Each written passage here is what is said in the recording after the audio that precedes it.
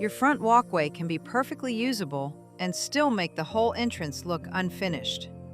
Before you blame the concrete, look at what is happening beside it. A ragged edge, mulch scattered across the surface, a bare strip of dirt, or plants leaning into the walking space can make a sound path look temporary. The weak point may even be at the other end, where the walkway reaches the house, but the landing does not feel connected to the door. So walk the route a visitor uses, from the curb or driveway to the entrance. These 7 fixes deal with the surface, the frame around it, and the place where the path ends. Several cost almost nothing, and the fastest improvement usually comes from clearing the route before adding anything new. The first fix is the part people actually step on. 1. Clear the full walking surface. Small objects collect around a front walk so slowly that they stop registering. A hose crosses one corner. A broken solar light leans over the concrete. Mulch has been kicked out of the bed. A dead pot still sits beside the steps. Weeds fill the joints, and one perennial has flopped far enough forward that everyone quietly walks around it. Each item seems minor. Together, they make the route look narrower and less settled. Move the hose where it no longer crosses the approach. Remove empty pots, cracked containers, faded decorations, loose bricks, broken lights, plant labels, and anything else that is staying only because nobody has made a decision about it. Sweep the entire path, including the corners where it meets the driveway, steps, or porch. Pull weeds from cracks and joints instead of hiding them under more mulch. Cut back only the stems that are blocking the route now. Save any major pruning for the right season and the right plant. Then, walk the path at a normal pace. Notice whether you turn a shoulder, step around a branch, or shift toward one side because something has narrowed the route. The goal is to recover the walkway you already have. Once the surface is clear, step back before returning any pots or decorations. Many entrances improve immediately because the path looks wider and the door becomes easier to find. Cleanup also exposes the next problem. If mulch, gravel, or soil is already creeping back onto the path, sweeping will never be the full solution. 2. Define the edge and stop loose material from traveling. A crisp edge helps the eye follow the walkway, but containment is the practical reason to fix it. Check the level of the bed beside the pavement. If the mulch is mounted higher than the walkway, rain, irrigation, pets, and ordinary garden work will keep pushing it onto the surface. Pull excess material back and lower the edge enough that the path is not acting like the bottom of a shallow trough. Watch what happens during rain. Soil washing onto the same spot points to runoff, not careless sweeping. Correct the water movement before adding another load of mulch. Gravel needs a real boundary too. Loose stone placed directly beside a path may look neat for a week and then become something people step on. A stable divider can help, but it should hold the material without creating a new tripping point or an awkward obstacle along the route. Where lawn meets concrete, remove grass that has crept over the edge. A manual edging tool may be all you need. Follow the basic line of the walkway rather than cutting a row of tiny decorative waves that make mowing harder. Consistency matters more than a particular edging product. The route starts looking unsettled when one short stretch meets grass, the next has loose rock, the next has exposed plastic edging, and the next dissolves into bare soil. Contain what is moving, then decide what belongs beside the path. That decision is especially important when a narrow, bald strip runs along one side. 3. Diagnose the bare strip before you plant it. A bare strip beside a walkway is usually evidence, not an empty decorating space. Its shape can tell you what is wrong. A long, narrow line may be getting scraped by a mower wheel. A patch near the driveway may be the place everyone steps when getting out of a car. Soil near a downspout may wash away during storms. Ground under a roof overhang can stay much drier than the rest of the bed, while a low spot 10 feet away remains wet. Compacted construction soil, tree roots, reflected heat, de-icing salt, and repeated traffic can all keep that strip bare. A new plant does not remove any of those conditions. Choose among 3 honest treatments. Restore the lawn when the strip gets enough light, is wide enough to mow, and is not used as a shortcut. Correct the reason it thinned before reseeding or patching, and use a planting window that makes sense in your region. Widen the bed when the leftover ribbon of grass is too narrow to mow without scalping. Removing an awkward mowing strip can reduce work, but the new bed still needs a clean boundary and a clear purpose. Use a low planting when the site can support one. Measure the available width and compare it with the plant's mature spread. A perennial that reaches 3 feet across will not behave in an 18-inch strip simply because the nursery pot is small. Also look for foot traffic. Most ornamental ground covers and low perennials are poor substitutes for pavement. When delivery drivers, children, or guests regularly leave the path at one point, a stable stepping area may solve the real problem better than a fragile planting. Once the strip has a job, keep the treatment simple. A narrow walkway edge rarely improves when every open foot receives a different leftover plant. 4. Use one restrained plant treatment, not a row of leftovers. The common failure here is familiar. One small hosta fills a gap. Then a discounted annual goes into the next one. A piece of sedum arrives later, followed by 2 daylilies and whatever survived in a porch pot. The individual plants may be healthy. Along a narrow route, the edge still looks spotty. Repeating one low plant in the sections where conditions match can settle that edge. It does not have to become a formal row from the street to the door. 3 or 4 repeated pockets may be enough, with open space where the bed becomes too narrow. Keep the rule tied to the walkway. Choose foliage that stays useful after flowering, a mature width that fits, and a growth habit that does not require constant clipping away from the pavement. Do not force one species through different conditions just for visual consistency. A sunny lower section near the driveway and a shaded section near the porch may need different plants. The calmer result comes from using fewer, clearer choices within each condition. Plant for the mature size and leave a margin between the foliage and the walking surface. A little open soil during the first season is easier to live with than a row of crowded plants that must be divided 2 years later.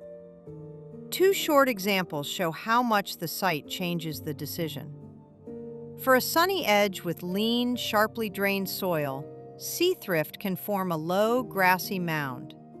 It is commonly listed for zones 4 through 8 and usually spreads about 8 to 12 inches. Wet soil and heavy clay are the main reasons to skip it. Choose the exact cultivar before setting spacing because named forms vary. For a shaded edge in much of the eastern and central United States, Pennsylvania sedge can create a soft, low cover in dry to moderately moist soil. It spreads by rhizomes into loose colonies, so give it room and keep it beside the root. It may handle occasional contact, but it is a poor choice for the part people regularly walk on, and it tends to perform better in cooler climates. Those are examples, not a national shopping list. The useful question is whether a plant fits the light, soil, moisture, climate, and width available beside your own path. Even the right low plant cannot help when the taller planting behind it keeps leaning into guests. 5. Give people the walking space back. Some walkway problems are easiest to notice with your body. Wet leaves brush a pant leg. Thorny stems catch a sleeve. Seed heads lean across at face height. A shrub forces everyone toward the outer edge. Walk the route instead of judging it from the lawn. Look for the place where you turn sideways, shorten a step, or reach out to move a branch. A few seasonal stems may need a light trim. A plant that requires hard cutting several times a year is giving you a different message. It is too large or too loose for that location. Moving, dividing, or replacing it may reduce years of correction. Time that work for the species in local weather. July is not a universal transplanting season, especially during hot, dry conditions. Manage the immediate obstruction now and schedule the larger move when the plant has a better chance to recover. When replacement makes sense, check the full mature width and the plant's summer habit. A tidy spring clump may become a wide fountain by August. Flower stems can lean beyond the foliage after rain, so do not treat the listed width as a perfect stopping line. Naturally compact plants are usually better walkway neighbors than vigorous plants held in place by constant pruning. This is also where editing helps. A perennial with a dead center, a split-open shrub, or a plant that has lost the shape that once made it useful does not earn permanent protection just because part of it remains alive. A clear root is a real function. Keep enough planting to soften the approach. Then return the rest of the space to the people using it. If practical fixes that reduce repeat cleanup are useful to you, subscribe. That is the kind of yard problem this channel is built to solve. Now follow the route to the last few feet, because a clean edge cannot rescue an entrance that loses direction at the door. 6. Make the landing feel like the destination. The walkway may be clear all the way to the porch and then end in a jumble. 3 empty pots sit on one side. A hose reel occupies the other. A large shrub hides part of the door, and a visitor has nowhere comfortable to stand while waiting. Open the door fully and look at the space it uses. Someone should be able to approach, reach the handle or doorbell, and step aside without backing into a pot, thorny branch, or loose decoration. Remove the objects that have become outdoor storage. A healthy container can support the entrance. Several unrelated pots in different stages of decline usually weaken it. The same goes for broken lanterns, empty stands, bags of soil, and decorations that were meant to be temporary. Clear the landing first, then decide what deserves to return. A container near the door should fit without narrowing the standing area, and the plant should match the actual light. A covered porch can look bright from the street while receiving very little direct sun. In that setting, a dependable foliage plant may hold up better than a sun-loving flower. You can connect the landing to the walkway with one quiet repeat. The same mulch, the same restrained plant used near the final bend, or a container shape already present elsewhere. Stop before the door becomes one object in a crowded display. Check the plants around the landing more carefully than those farther down the path. Visitors pause here.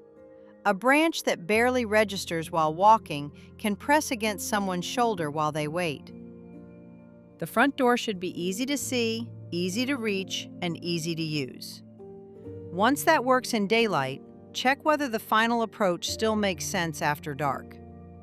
7. Use only the lighting the route needs. Remove broken or leaning solar lights first. One failed fixture in a row often adds more clutter than the entire row adds light. After dark, walk from the same starting point you used during the day. Pay attention to a step, a change in surface, a turn, or a section where the edge disappears. Those are the useful places for light. Aim it toward the walking surface and keep it out of people's eyes. Use the lowest level that lets someone read the route. Bright glare can make the darker space beyond a fixture harder to see. Lighting guidance also favors controls such as timers or motion sensors, and warmer colored light where practical. There is no need to run every fixture at full brightness all night. Avoid spacing lights by the quantity in the box. One fixture near a step and another near a turn may be more useful than a continuous runway along a straight path. Look at the fixtures during the day, too. If they lean in different directions or crowd the edge, they have become another walkway problem. Lighting can clarify a sound route. It cannot make loose pavers, serious settlement, pooling water, or unstable surfaces dependable. That is the stop condition for this video. When a walkway rocks underfoot, has major broken or settled sections, or repeatedly collects water because of an unresolved drainage problem, get the surface and the cause evaluated.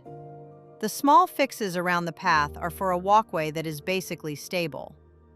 ADA construction standards generally apply to covered public accommodations and commercial facilities, not a private home used only as a residence. You do not need to turn a household cleanup into a legal compliance project. Still, a firm, stable, predictable route is a sensible goal for any home visited by children, older relatives, or someone with limited mobility. Now do the test that pulls all 7 fixes together. Go to the point where a visitor first joins the walkway. It may be the curb, the driveway, or a gate. Walk to the door at a normal pace and notice the first place where the route breaks down. The beginning may be hard to find. Mulch may narrow the middle. A bare strip may draw the eye away from the path. One shrub may crowd the steps. The landing may have become storage. Repeat the walk near dusk and check the turns, steps, and surface changes. Choose the first weak point you notice and fix that one before buying 7 new products. Which part of your approach needs the most help right now? The edge, the bare strip, crowded plants, the landing, or the lighting? Walk it once before you answer. The problem is usually easier to see while you are moving toward the door.